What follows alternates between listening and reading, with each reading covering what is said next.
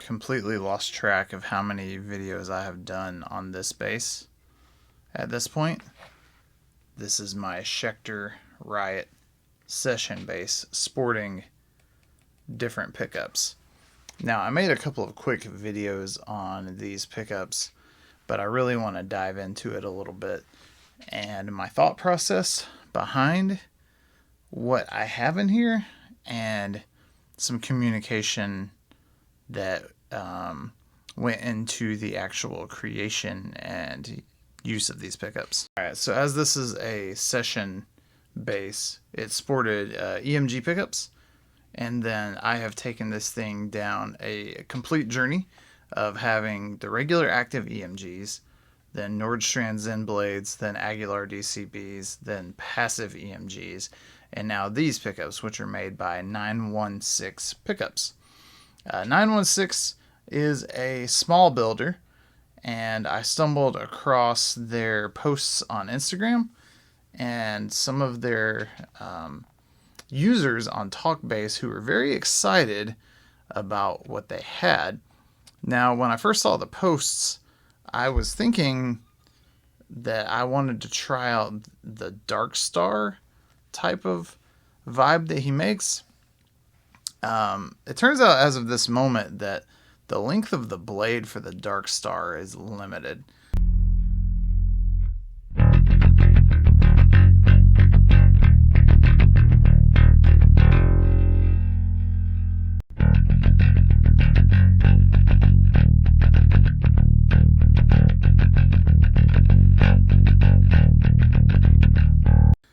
And I didn't think it would accommodate 5-string spacing, the amount of distance here. So then I was like, well, okay, let's just get the Neo Thunderbird style, and under a humbucker and get that going. But I listened to the sound samples and I was thinking to myself, I don't think I want this for this bass. I've already complained about just standard regular old humbuckers in a bass and not really digging the sound completely. So to backtrack a little bit, when I first started thinking about different pickups for this, and I got the Nordstrand Zen blades, I also had their big splits on my mind, and I had the Dingstrand Nordwall on my mind as well. Now, it's funny to note that the Dingstrand Nordwall does not have customizable string spacing, and it's meant for 18 to 19 millimeter spacing between the strings. These Schecter basses, 5-string ones, most of them have 16.5 millimeters or 17, somewhere in that territory. Measuring these, 16.5 millimeters is the spacing at the bridge, and at this pickup, once you get up to here, it's something like 15 millimeters apart. It's worth noting because when the strings are closer together in this position, that could cause a problem if you have the same spacing on both pickups.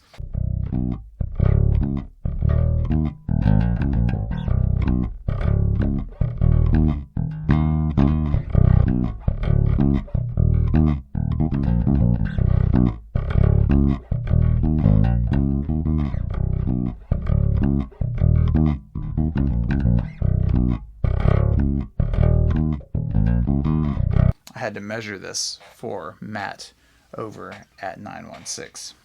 Messaging Matt and thinking about the Dingstrand Nordwall, right? Thinking about the big split, thinking about the EMG pickups that I've had in here before, and considering all these options, even considering Dingwall pickups and the way that they are styled, I asked him if he could do something like a Dingwall. To give you more of an idea of the way that is done, Dingwall uses neodymium disc magnets that are about that big, and they do them in a reverse P configuration under a cover like this. So you'll have either 3 push toward the back of the case and 2 push toward the front of the case, or 2 and 3. Either way, it's a reverse P. So I inquired about him doing a setup like that per Dingwall, and he said, well, I can do a split P-base style with neodymium magnets, sure.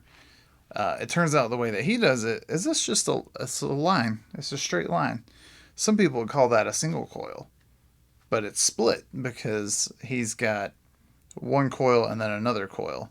And I actually can't remember which coil incorporates 2 strings and which incorporates 3, but it's all in a row. So instead of you having the slightly different tone from the offset coils, it's all in the same spot.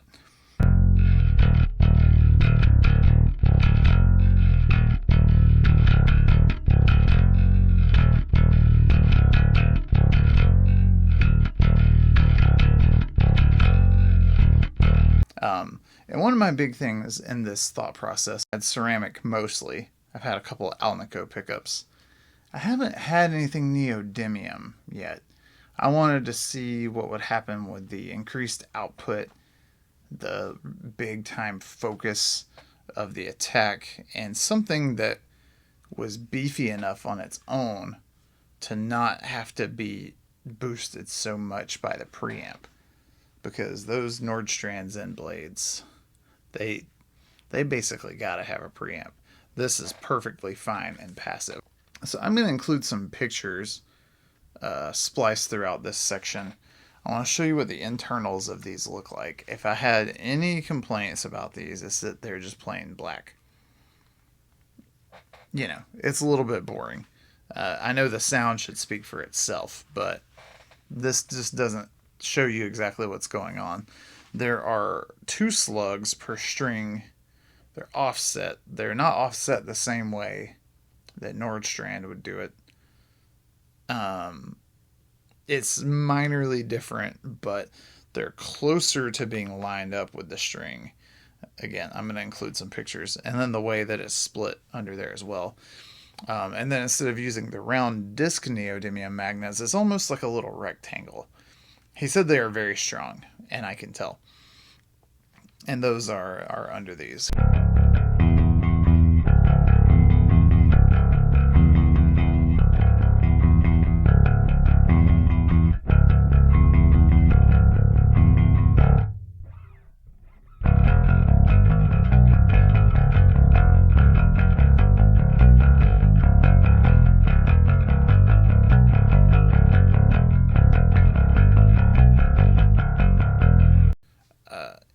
If I need to cop a P bass, I can.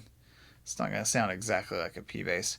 It may sound closer in passive mode with some tone roll off. We're going to explore that. I haven't even had a chance to fully give these the attention that they need. I've been pretty busy. In the bridge position, it's not really going to be exactly jazz bassy, but I could probably get somewhere in that direction. In the middle, these double split coil P bass lately, kind of like the one that Yannick Gwizdala has. This could be somewhere in that territory. Maybe that, maybe pushing a little bit toward Nordstrand big singles, you know, not thin jazz bass single coil pickups, but thick, meaty, but articulate pickups. We're going to blend all the way to the neck pickup. We're going to pull this up for passive, which is going to tone down the treble end a little bit, and we're going to work only with this, which is the passive tone control. Let's see what we can come up with.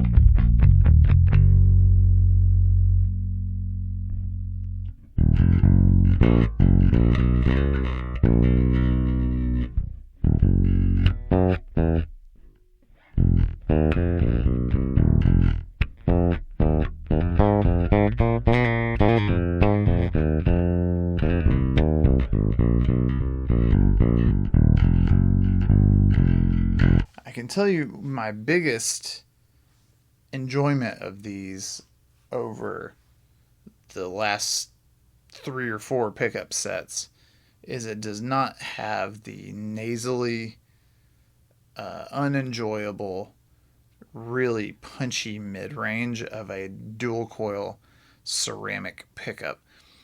That tone is probably the thing that I like the least.